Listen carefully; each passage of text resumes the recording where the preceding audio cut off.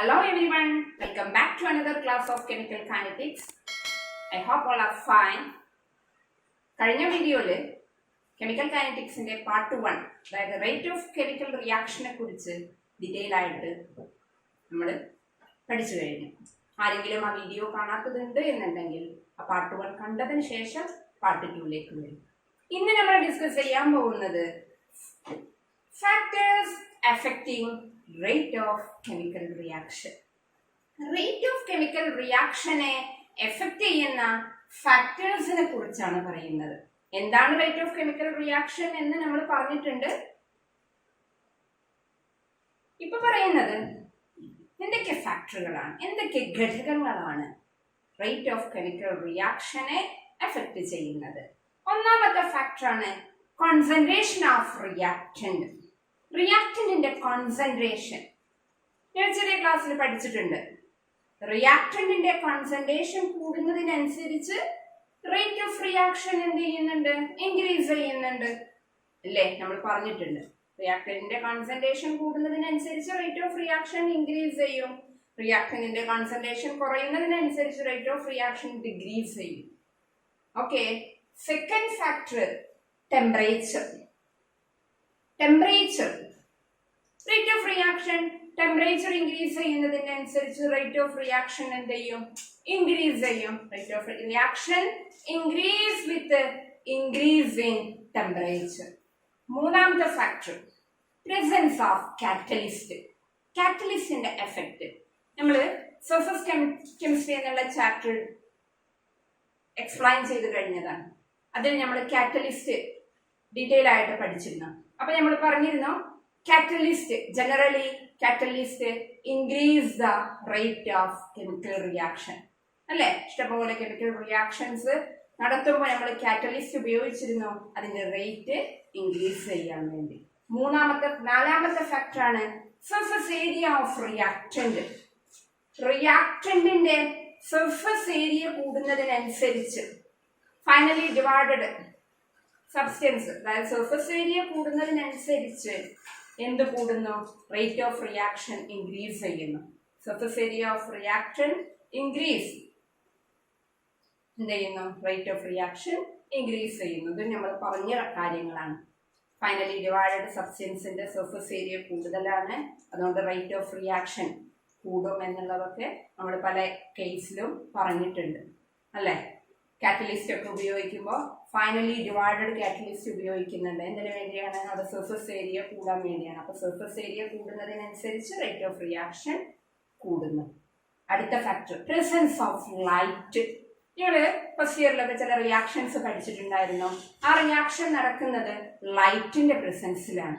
ലൈറ്റിന്റെ പ്രസൻസിൽ റിയാക്ഷൻ നടത്തുന്നത്, അതിനൊരു എക്സാം, ആ റിയാക്ഷന്റെ പ്രത്യേക പേര് നമ്മൾ പഠിച്ചിട്ടുണ്ടായിരുന്നു. എന്തായിരുന്നു അത്? ഫസ്റ്റ് ഇയറിൽ പഠിച്ചിട്ടുണ്ട്, ഓർക്കുന്നുണ്ടോ നിങ്ങൾ?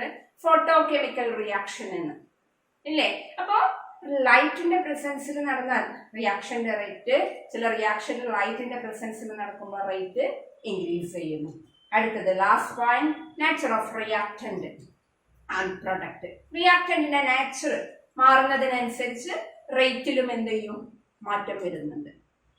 റിയാക്ടന്റിന്റെ നേച്ചർ മാറുന്നതിനനുസരിച്ച് റേറ്റിലും മാറ്റം വരാറുണ്ട്. ഇത്രയാണ് ഫാക്ടേഴ്സ് അഫക്റ്റിംഗ് റിയാക്ഷൻ റേറ്റ്. ഏതൊക്കെയാ പറഞ്ഞത്? ഒന്നാമത്തെ കോൺസെൻട്രേഷൻ ഓഫ് റിയാക്ടന്റ്, രണ്ടാമത്തെ ടെമ്പറേച്ചർ, മൂന്നാമത്തെ presence of catalyst, surface area of reactant, presence of light, nature of reactant and product. Next ഒന്നാമത്തെ ഫാക്ടർ ആയിരുന്നു കോൺസെൻട്രേഷൻ. അതാണ് നമ്മൾ പഠിക്കുന്നത്. എങ്ങനെയാണ് റേറ്റ് പിന്നെ കോൺസെൻട്രേഷൻ ഡിപ്പെൻഡ് ചെയ്യുന്നത്. Dependence of rate on concentration. Okay, consider a general reaction. ഒരു reaction consider ചെയ്യുക. എന്താണ് റിയാക്ഷൻ തന്നിട്ടുള്ളത്? A plus BB gives CC plus DD എന്നുള്ള ഒരു റിയാക്ഷൻ തന്നിട്ടുണ്ട്. കാണുന്നില്ലേ നിങ്ങള്? അവിടെ A, B, C and D ഇത് മൂന്നും എന്താണ്? ആ റിയാക്ടന്റിന്റെയും പ്രോഡക്റ്റിന്റെയും സ്റ്റോയിയോമെട്രിക് കോഎഫിഷ്യന്റ് ആണ്. എ ബി സി ഡി എന്ന് പറയുന്നത് എ ബി സി ഡി എന്ന് പറയുന്നത് അതിന്റെ എന്താണ് കോഎഫിഷ്യന്റ് ആണ്. അങ്ങനെയാണ് നിങ്ങൾ ഫസ്റ്റ് ഇയറില് കെമിക്കൽ ഇക്വിലിബ്രിയത്തില് റിയാക്ഷന്റെ റേറ്റും റിയാക്ടന്റിന്റെ കോൺസെൻട്രേഷനും തമ്മിലുള്ള ഒരു റിലേഷൻഷിപ്പ് പഠിച്ചിരുന്നു ഫസ്റ്റ് ഇയറിൽ അല്ലേ? അതൊന്ന് ഞാൻ ഇവിടെ നിങ്ങൾ ഓർമ്മിക്കുകയാണ്. എന്തായിരുന്നു അത്? Law of mass action. ഇങ്ങനൊരു സംഭവം നിങ്ങൾ ഫസ്റ്റ് ഇയറിൽ ഇക്വിലിബ്രിയത്തിൽ പഠിച്ചിട്ടുണ്ട്. ലോ ഓഫ് മാസ് ആക്ഷൻ എന്തായിരുന്നു? Law of mass action simple ആയിരുന്നു. It is the quantitative relationship between the rate of reaction and concentration of reactant. Rate of reaction ഉം concentration of reactant ഉം തമ്മിലുള്ള quantitative relationship ആയിരുന്നു എന്ത്? law of mass action. law of mass action പ്രകാരം അന്ന് നിങ്ങൾ rate എഴുതിയിരുന്നു.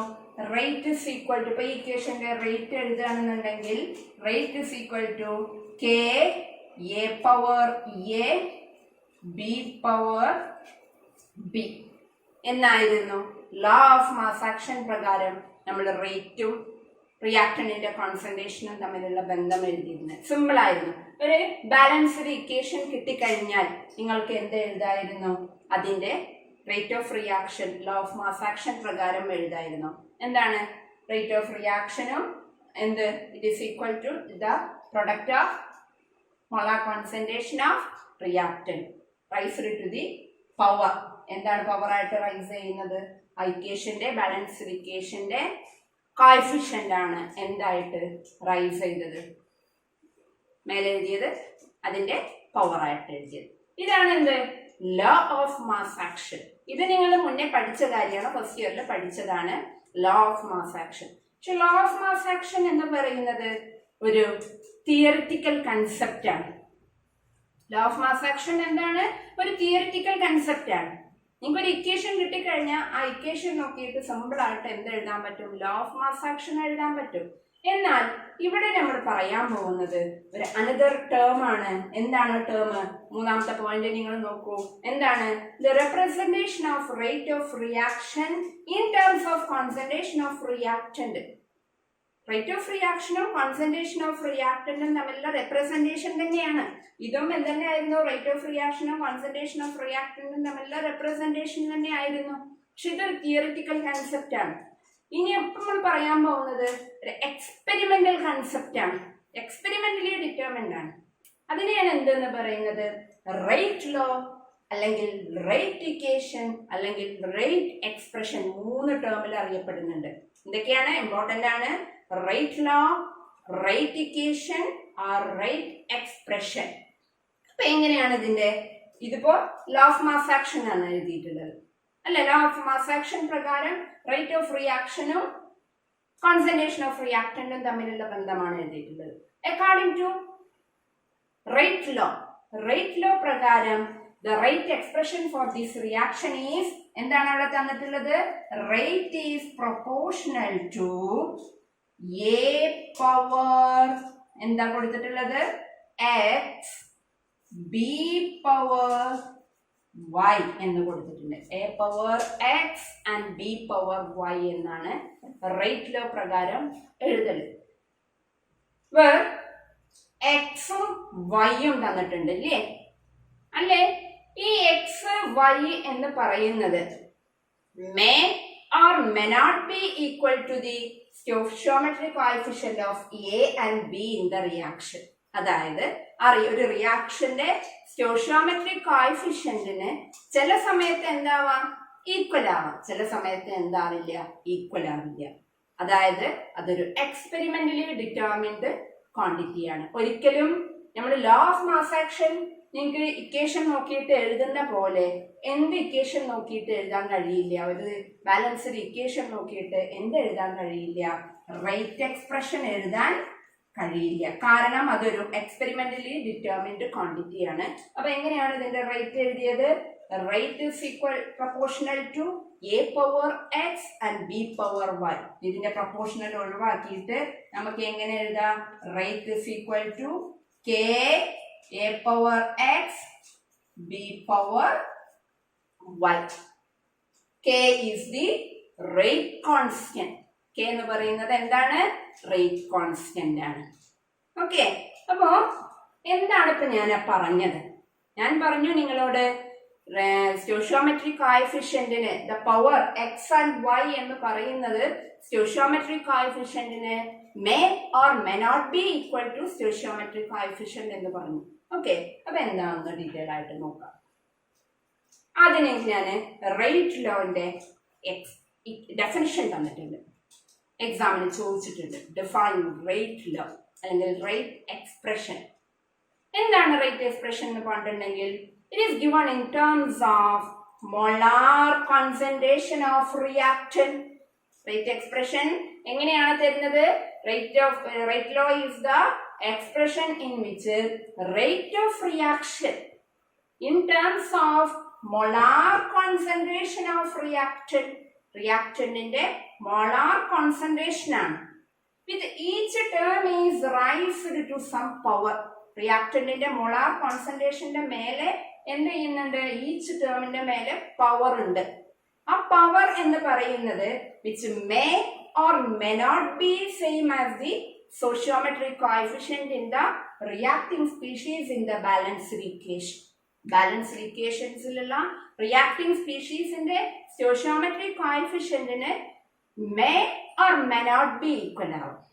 ചിലപ്പോൾ ഈക്വൽ ആവാം, ചില സമയത്ത് എന്താവില്ല, ഈക്വൽ ആവില്ല. ഇതാണ് റേറ്റ് ലോ. റേറ്റ് ലോന്റെ ഡെഫിനിഷൻ നന്നായി പഠിക്കണം. എന്താണ് റേറ്റ് ലോന്റെ ഡെഫിനിഷൻ? ഒന്നുകൂടി പറയുന്നു.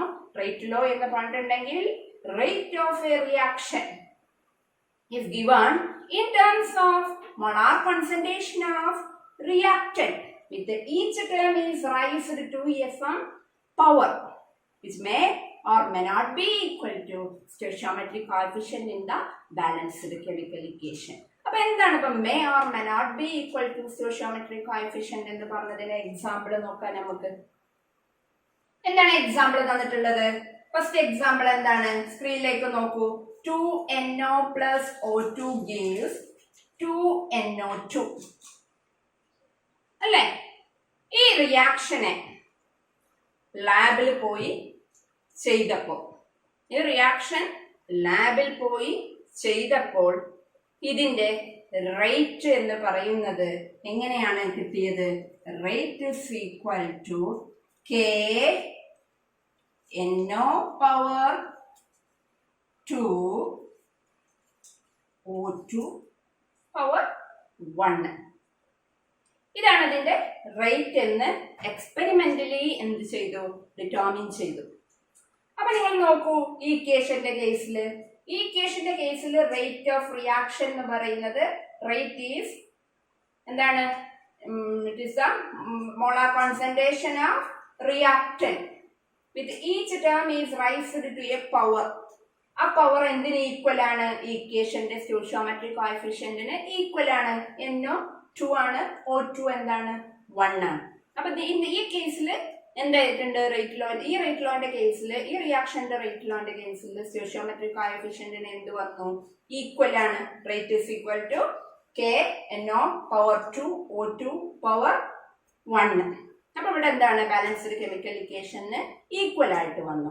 വേറൊരു എക്സാമ്പിൾ ഞാൻ എനിക്ക് തന്നിട്ടുണ്ട്. എന്താണ് example? 2N2O5 gives 4NO2 plus O2. ഈ റിയാക്ഷനും ഞാൻ നേരത്തെ പറഞ്ഞ പോലെ എന്ത് ചെയ്തു? ലാബിൽ പോയി ചെയ്തപ്പോ അവർക്ക് അവിടെ കിട്ടിയ റേറ്റ് എക്സ്പ്രഷൻ എന്ന് പറയുന്നത് rate is equal to K molar concentration of N2O5. ഒരു മോളിക്യൂൾ ഓഫ് N2O5 എന്തിൽ പങ്കെടുക്കുന്നതായിട്ട് കണ്ടുള്ളൂ? റേറ്റ് ഓഫ് റിയാക്ഷനിൽ പങ്കെടുക്കുന്നതായിട്ട് കണ്ടുള്ളൂ. അപ്പൊ ഈ ഇക്വേഷന്റെ കേസിൽ എന്തല്ല? സ്റ്റോയിച്ചിയോമെട്രിക് കോഎഫിഷ്യന്റിന് പവർ എന്തല്ല? ഈക്വൽ അല്ല. പവർ എന്തായി വരേണ്ടിയിരുന്നു? 2 ആണ് ഇവിടെ അല്ലെ. പക്ഷെ ഇവിടെ എന്തേ ഉള്ളൂ? 1 ഉള്ളൂ. അപ്പൊ അതാണ് ഞാൻ നിങ്ങളോട് പറഞ്ഞത്. എന്താണ് റേറ്റ് ലോ എന്ന് പറഞ്ഞാൽ? Rate of A reaction in which in terms of molar concentration of reactant which each term is raised to a power which may or may not be equal to stoichiometric coefficient in the balanced equation. Clear ആയിട്ടുണ്ടല്ലോ? എന്താണ് may or may not be എന്നുള്ളതിന് ഉദ്ദേശിച്ചത് എന്നുള്ളതിന് example ആണ്. ഈ എക്സാമ്പിളില് സ്റ്റോയിchiometric കോഎഫിഷ്യന്റിന് equal ആണ്, ഈ എക്സാമ്പിളിൽ സ്റ്റോയിchiometric കോഎഫിഷ്യന്റിന് equal അല്ല. അതായത് അതിലൂടെ മനസ്സിലാക്കിയ കാര്യം റേറ്റ് ലോ എന്ന് പറയുന്നത് ഒരു എക്സ്പെരിമെന്റലി ഡിറ്റർമിൻഡ് റിലേഷൻഷിപ്പ് ആണ്. എന്ത് തമ്മിലുള്ള?